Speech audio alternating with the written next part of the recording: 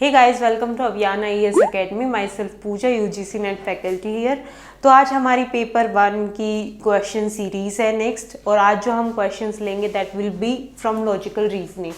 तो वीडियो में एंड तक बने रहिएगा। और लॉजिकल रीजनिंग के जितने भी क्वेश्चंस होते हैं वो एक तो उनका नंबर 5 से 6 आता ही आता है।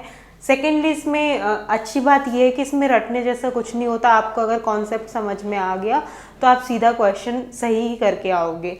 तो फर्स्ट क्वेश्चन में हम जाते हैं। First question is by which of the following preposition some men are not honest is contradicted।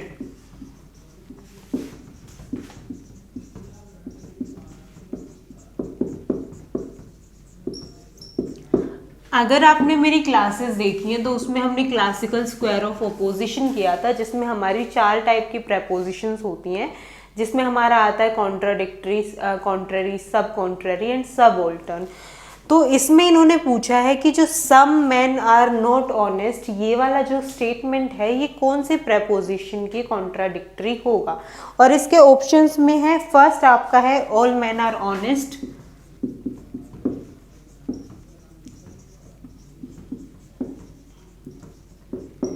second is some men are honest,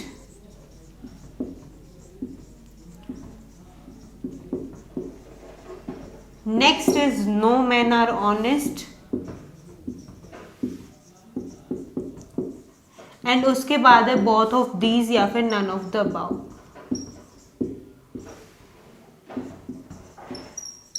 या फिर इनमें से कोई भी नहीं।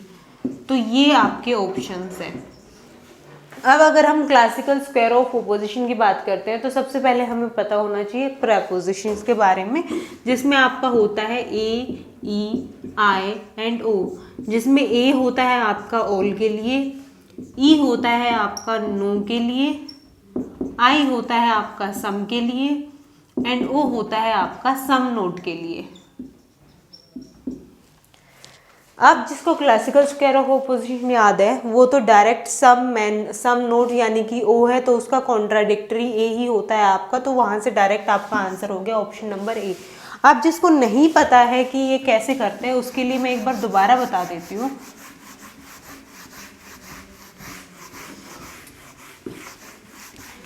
आप एक टेबल बना लो, डायग्राम, जिससे वो आसानी से याद रह जाएगा आपको।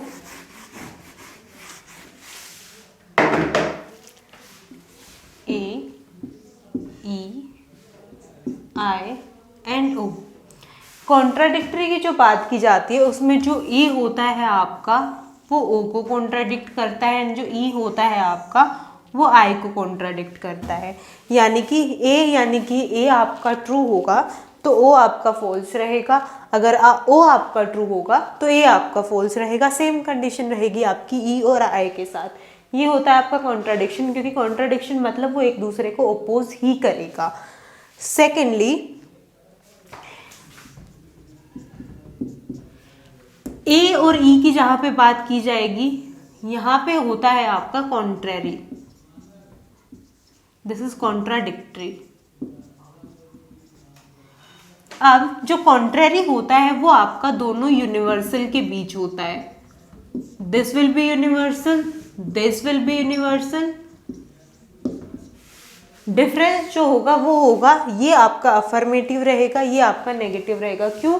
क्योंकि ए में आता है आपका ऑल और ई में आता है आपका नो, नन और ये सारी चीजें। तो ये आपका अफर्मेटिव है एंड ये आपका नेगेटिव है।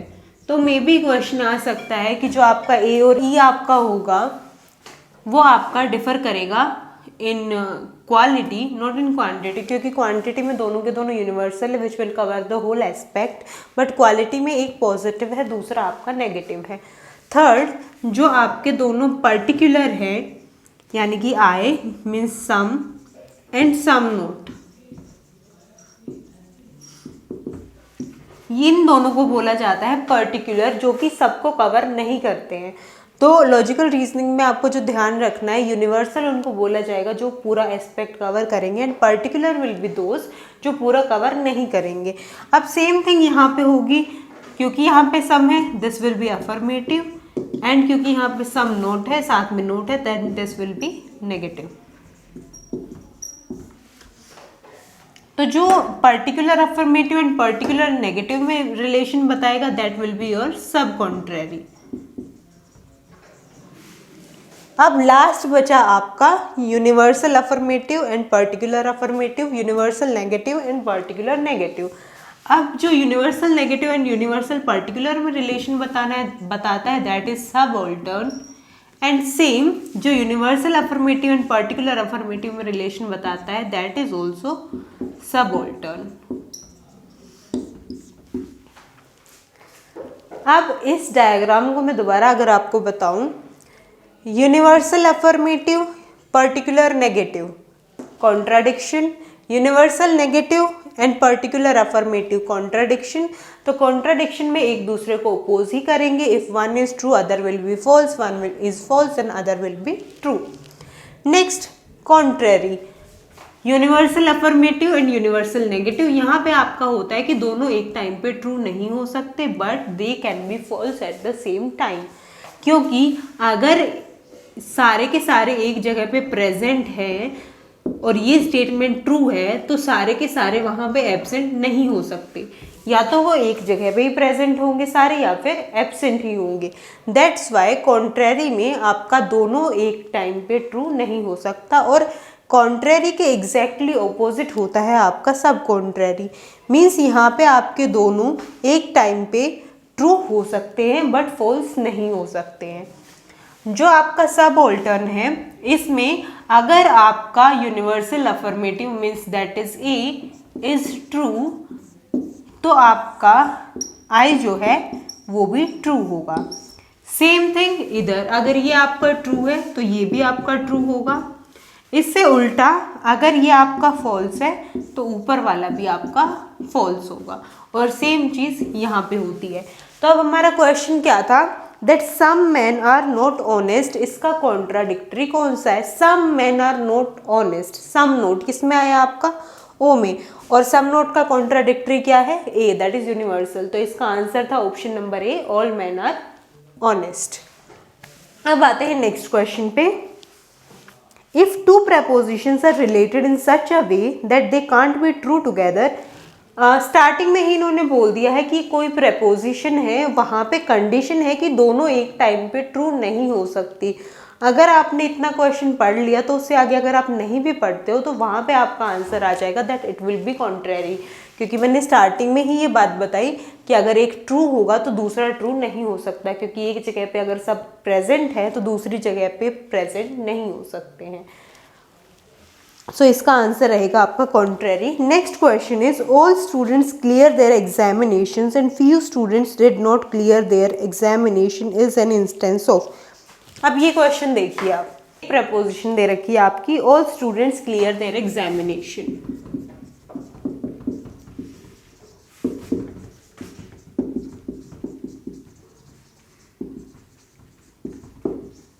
And next proposition is few students did not clear their examination.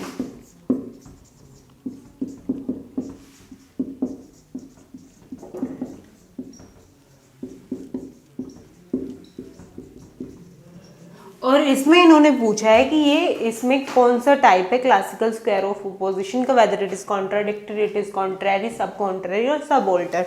आप जिसको नहीं पता है दैट फ्यू जहाँ पे भी यूज होता है, फ्यू यूज होता है, मोस्ट यूज होता है, they comes under the category of some. And जिसको ये पता है उसका डायरेक्ट क्वेश्चन सोल्व हो गया कि ऑल का ऑपोजिट है आपका सम नॉट, तो ये किस में आता है? ये आपका आएगा कॉन्ट्राडिक्टरी में। तो जितने भी क्वेश्चन है प्रीवियस ईयर में इस टाइप के क्वेश्चन, मतलब क्लासिकल स्क्वायर ऑफ ऑपोजिशन के ऊपर क्वेश्चन तो आता ही आता है, और उसमें सिर्फ आपको यही चीज़ें देखनी होती है। तो ये आप खुद से भी क्वेश्चन सोल्व करिएगा, कुछ नहीं आता तो आप पूछिएगा। अब हम करते हैं नेक्स्ट क्वेश्चन, एक और नेक्स्ट टाइप करेंगे that is about moods and figures, जिसमें मूड्स एंड फिगर्स पूछा जाता है। अगर इसी क्वेश्चन में मैंने कर दिया some students did not clear the exam, और कंक्लूजन हमने कुछ भी लिख दिया, सो सम स्टूडेंट्स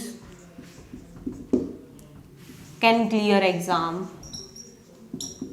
मान लो ये आपका प्रेपोजिशन दिया हुआ है जिसमें फर्स्ट है आपका all student clear their examination, then some students did not clear their examination and in conclusion some students can clear their examination.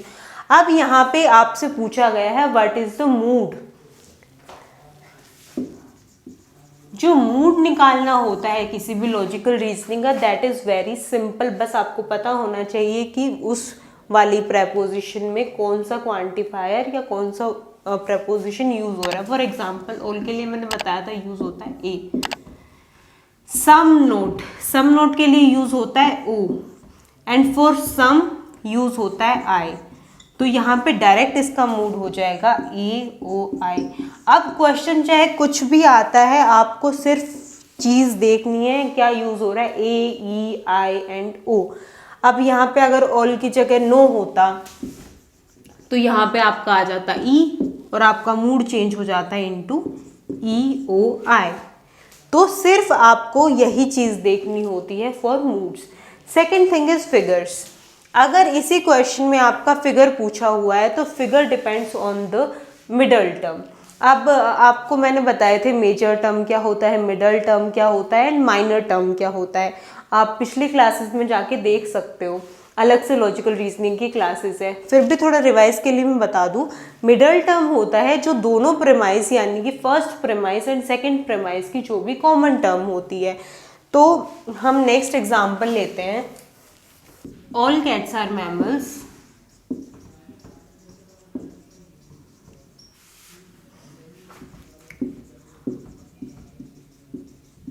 All mammals are dogs. Conclusion हम लिखना चाहें तो लिख सकते हैं, बट अगर आपके क्वेश्चन में अगर कंक्लूजन दिया हो या नहीं दिया हो, हमें क्वेश्चन से कुछ लेना देना नहीं होता अगर हमें फिगर निकालना है तो, क्योंकि फिगर हमारा डिपेंड करता है मिडल टर्म पे। और मिडल टर्म होती है जो दोनों प्रेमाइज है, major premise and minor premise, उनकी जो कॉमन टर्म होती है। अब दोनों में कॉमन टर्म क्या है, मैमल्स। अब फिगर जो होते हैं वो आपके 4 टाइप के होते हैं, फिगर 1 2 3 एंड 4। इसको याद रखने का एक शॉर्ट तरीका होता है, इस टाइप से आप एरो बना लो। अगर आपके मिडल टर्म की पोजीशन ये है तो फिगर 1 ये है, यानी कि दोनों के प्रेडिकेट में आ रहा है तो दिस, दोनों के सब्जेक्ट में आता है तो फिगर विल बी 3, एंड अगर ये पोजीशन होती है तो फिगर विल बी 4। अब इस पोजीशन जो है आपकी, उससे आप समझ गए हो कि ये वाला जो स्ट्रक्चर है वो आपका फिगर 4 में आता है। तो यहाँ पे आपका आंसर हो गया कि इस प्रेपोजिशन का फिगर है 4। वहीं पे अगर इस क्वेश्चन में मैमल्स यहाँ की जगह यहाँ होता, यहाँ पे लिखा होता ऑल डॉग्स आर मैमल्स, इस टाइम पे क्या पोजीशनिंग है इसकी, ये दोनों प्रेमाइस मेजर और माइनर प्रेमाइस के प्रेडिकेट में आ रहा है, और प्रेडिकेट में किस में आता है, फिगर नंबर 2 में। तो यहाँ पे इसका फिगर हो गया फिगर नंबर 2। तो आज जो क्वेश्चंस किए हैं हमने लॉजिकल रीजनिंग के, उसमें हमने स्क्वायर ऑफ ऑपोजिशन वाले क्वेश्चंस किए हैं, मूड्स एंड फिगर्स वाले क्वेश्चन किए हैं। बाकी जितने भी वेन डायग्राम के क्वेश्चंस होते हैं या फिर अलग टॉपिक्स बचे हैं लॉजिकल रीजनिंग के, वो हम जो नेक्स्ट क्वेश्चन सीरीज होगी उसमें कवर करेंगे। इसमें से कुछ भी डाउट होता है तो आप उसको पूछ लीजिएगा, क्योंकि ये बहुत ही इंपॉर्टेंट यूनिट है। जो मैंने बताया कि इसमें कुछ भी रटने जैसा नहीं है, सब कुछ समझने वाली चीज़ें हैं। तो आप खुद से ट्राई करने की कोशिश कीजिएगा, और हम मिलेंगे अब नेक्स्ट वीडियो में। तब तक के लिए अपना ध्यान रखिएगा। Thank you.